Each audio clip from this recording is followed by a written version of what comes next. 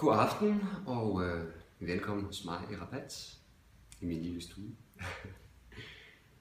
I aften har jeg valgt at holde en lille tale, og den tale, som jeg har valgt, er Schumanns erklæring fra den 9. maj 1950.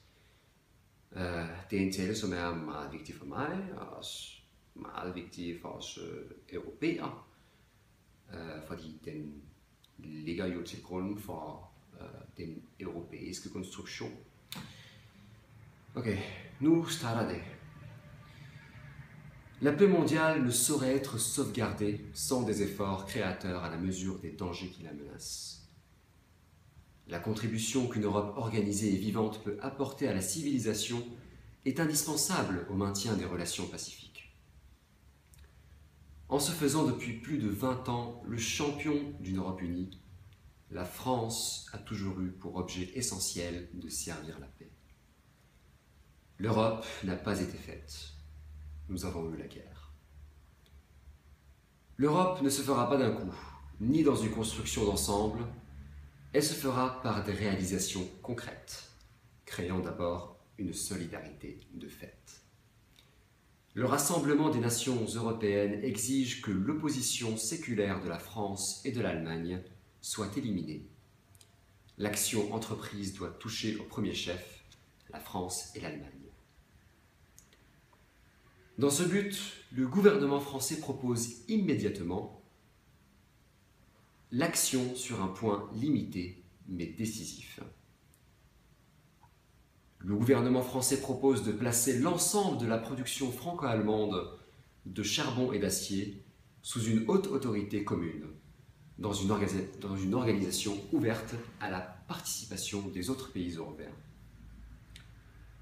La mise en commun des productions de charbon et d'acier assurera immédiatement l'établissement de bases communes de développement économique, première étape de la fédération européenne, et changera le destin de ces régions longtemps vouées à la fabrication des armes de guerre dont elles ont été les plus constantes victimes. La solidarité de production qui sera ainsi nouée manifestera que toute guerre entre la France et l'Allemagne devient non seulement impensable, mais matériellement impossible. L'établissement de cette unité puissante de production ouverte à tous les pays qui voudront y participer, aboutissant à fournir à tous les pays qu'elle rassemblera les éléments fondamentaux de la production industrielle aux mêmes conditions, jettera les fondements réels de leur unification économique. Cette production sera offerte à l'ensemble du monde, sans distinction ni exclusion, pour contribuer au relèvement du niveau de vie et au développement des œuvres de paix. L'Europe pourra, avec des moyens accrus, poursuivre la réalisation de l'une de ses tâches essentielles, le développement du continent africain.